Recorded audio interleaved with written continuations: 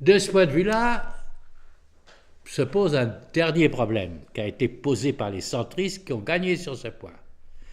Dans le texte initial, on disait simplement, article 1, il est créé un conseiller territorial qui siégera, bon, etc.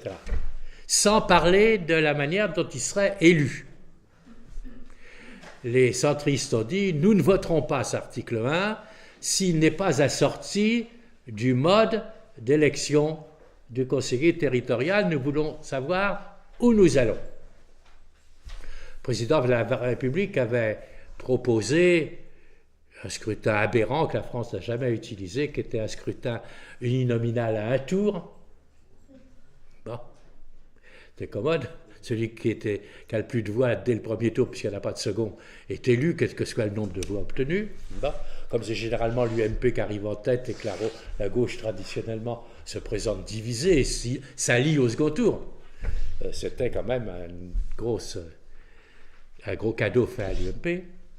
Finalement, le président de la République, entre les deux lectures, a fini par céder et l'UMP a imposé aux centristes qui voulaient un scrutin au moins partiellement proportionnel, a imposé ce qui est retenu maintenant, les conseillers territoriaux seront élus selon le même mode électoral que les actuels conseillers généraux. C'est-à-dire scrutin uninominal majoritaire à 2 tours. Mais il y en a moins. Car pour faire des économies, on passe de 6 000 conseillers généraux et conseillers régionaux réunis à 3 480, je crois, conseillers territoriaux. Et en particulier, au niveau des départements, il faut redécouper les cantons. Bon. Comprenez bien le problème. Il s'agit d'élire des gens qui, selon la doctrine officielle, représentent les territoires urbains et ruraux.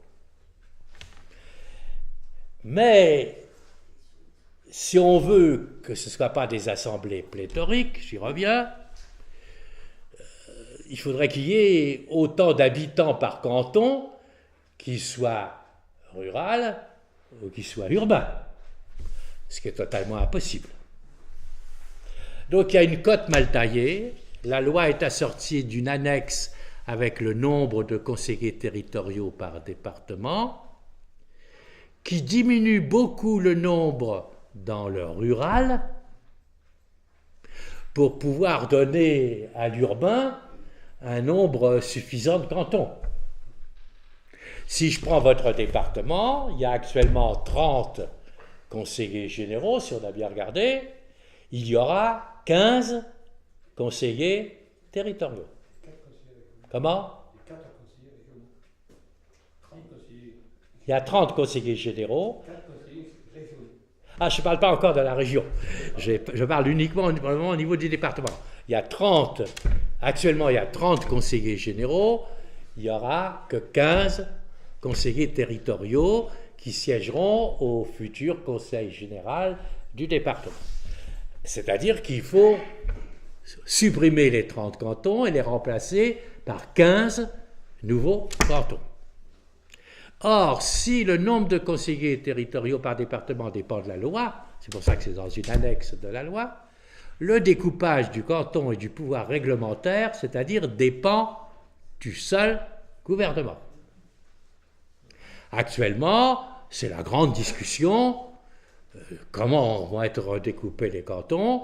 Les conseillers généraux sortants, à juste titre, se demandent qu'est-ce que va devenir mon canton, il sera réuni avec lequel, où passera la limite, ce sera avec quelle commune, etc.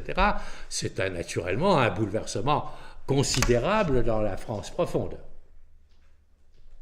Mais comme les conseillers territoriaux siègent aussi à la région, ça veut dire qu'inversement, le conseil régional devient pléthorique. Je prends votre région, Provence-Alpes-Côte d'Azur. Alpes de Haute-Provence, 15 conseillers généraux.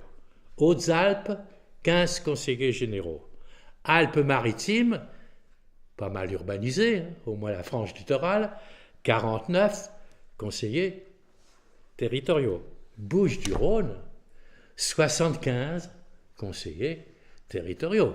Et très désavantagés parce que les cantons des Bouches-du-Rhône auront beaucoup plus d'habitants que les cantons des Alpes de Haute-Provence. C'est une cote mal taillée qui fait râler tout le monde. Var, 45 conseillers territoriaux, et Vaucluse, 27 conseillers territoriaux, qui sont tous conseillers régionaux. Donc, conseil régional, 226 conseillers régionaux, au lieu de 130, quelque chose comme ça. En arrondissant, c'est 130. Donc, vous voyez, donc des conseillers généraux, surtout dans les départements ruraux, qui vont fondre. 15, c'est le plus petit. Ça avait été décidé au cours du débat qu'aucun département n'aurait moins de 15 conseillers généraux. Alors vous partagez cet avantage avec la Creuse, avec la Lozère, quelques autres, et ici, comme les départements les moins peuplés et les moins denses. Bon. Donc ça pose, vous voyez quel bouleversement ça pose, d'autant plus que naturellement, à juste ou à faute ou à mauvais titre, le gouvernement est déjà accusé de charcutage. Comment il va découper ça?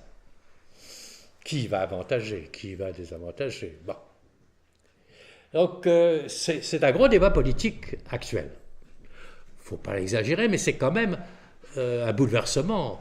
On diminue le nombre de communes, on crée des communes nouvelles, on a la perspective de disparition des départements, on redécoupe les cantons, on a des conseillers territoriaux. Bon. J'ajoute à ça que dans la loi électorale, l'UMP a fait ajouter un amendement de dernière minute en deuxième lecture devant l'Assemblée nationale, qui a été retenu par la commission mixte paritaire, élevant le seuil pour avoir le droit de se maintenir au second tour de 10 à 12,5%. Et qu'on n'a pas fait très attention, comme le texte est référencé dans le Code aux élections cantonales, il est vraisemblable que dès les élections cantonales de mars prochain, il faudra 12,5% des voix pour se maintenir au second tour. L'UMP n'a pas caché que son objectif était d'empêcher les triangulaires, et surtout des triangulaires avec le Front National. Parce que dans les triangulaires où le Front National se maintient au second tour, l'UMP chute et le Front National fait élire un conseiller général de gauche. Donc vous voyez bien, il y a aussi des tas d'arrière-pensées dans une loi. Elle n'est pas écrite pour la rationalité de la gestion du territoire, elle est aussi écrite en fonction d'intérêts politiques. Voilà le premier axe. On pourra en parler longuement.